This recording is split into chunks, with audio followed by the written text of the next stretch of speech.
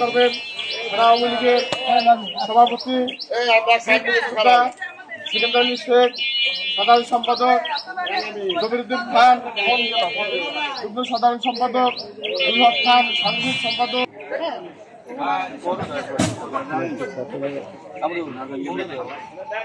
এখন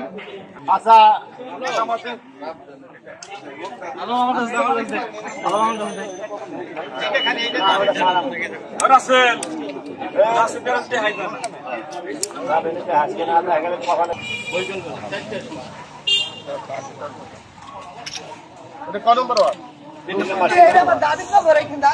এখন পুষ্পমাল্য করবেন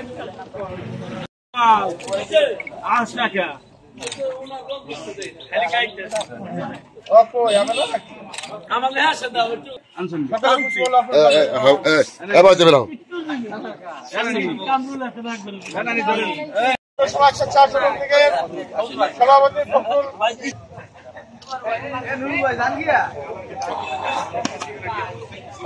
আছে না?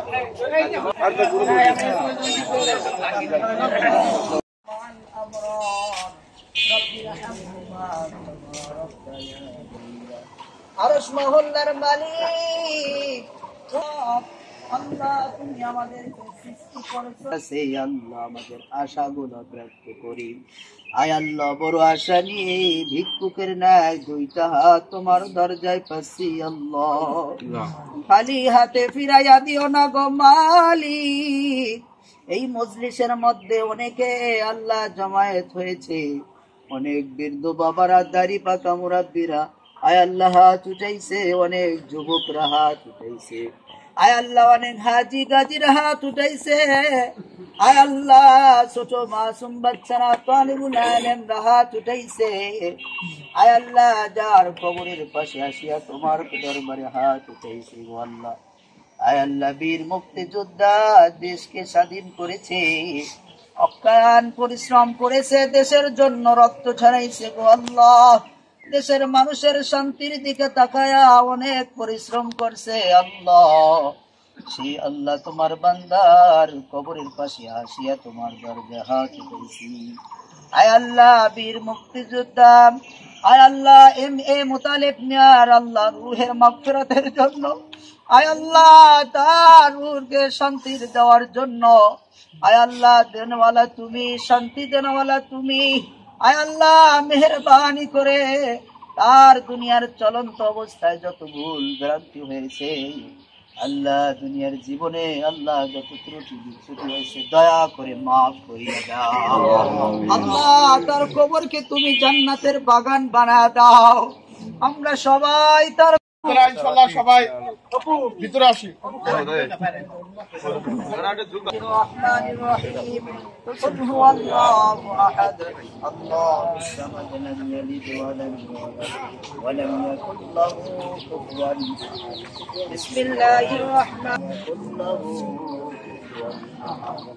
اللهم صل على محمد وعلى كما باركت وعلى آلنا وعلى سيدنا المرسلين ربنا তাকে হারিয়ে আমরা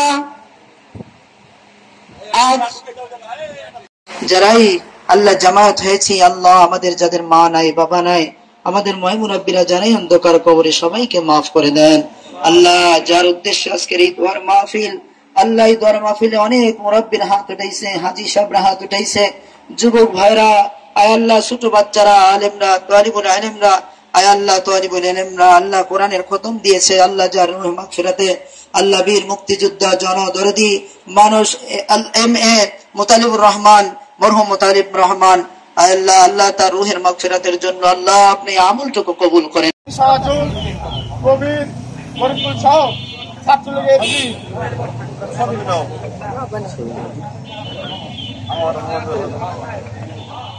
সিদ্ধান্ত এখন পাই না, সেরকম ফোর্স এখন পাই না, কারণ তার মতো তার ভিতরে একটা আমি জিনিস দেখেছি, আন্তরিকতা। আজকে মোতালেব ভাই যে প্রোগ্রাম হচ্ছে, সেও কোনো প্রোগ্রাম যদি শুরু থাকে 2 দিন আগে 3 দিন আগে থেকে ব্যস্ত হয়ে যেত, সবাইকে ফোন দিত। এখানে এই যে বাদশাহ মীর আছে, এই যে মিজানুর রহমান ভোলা আছে, রাজু আছে, আমাদের এলাকার কাউসার এখন আমরা যারাই আছে, এই বাদশাহ এদিকে আসো, শুনে যাও, ফোন দিত সবাইকে, এই ভোলা এদিকে আয়।